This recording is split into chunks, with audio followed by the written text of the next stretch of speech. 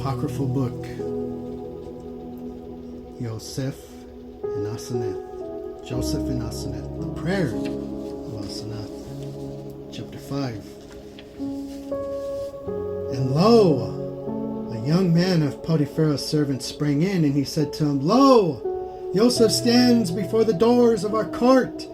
And when Asenath heard these words, she fled from the face of her father and mother, and went up to the loft. And she came into her chamber, and stood at the great window, looking east to see Joseph coming into her father's house. And Potiphar came out, and his woman, and all their kindred, and all their servants to meet Joseph. And when the gates of the court that looked east were opened, Joseph came in, and seated in the second chariot of Pharaoh.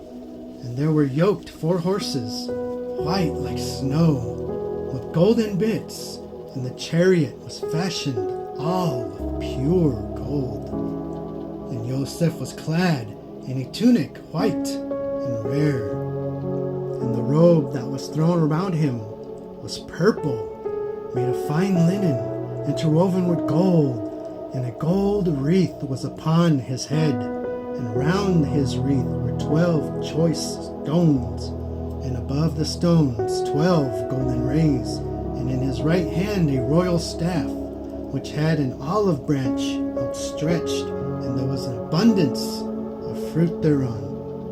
When then Joseph had come into the court, and the doors thereof had been shut, and every strange man and woman remained outside the court, for that the guards of the gate drew to and closed the doors, Potiphar came, his woman, and all their kindred, except their daughter Asenath, and they made obeisance to Joseph upon their faces upon the earth. And Joseph descended from his chariot, and greeted them with his hand. Chapter 6. And when Asenath saw Joseph, she was sorely pricked in the soul, and her heart was crushed. Her knees were loosed, and her whole body trembled, and she feared with great fear. And then she groaned in her heart, Alas, I am miserable! Where now shall I, the wretched one, go away? Where shall I be hidden from his face? Oh, how shall Joseph, the son of Elohim, see me? For that on my part I have spoken evil things about him.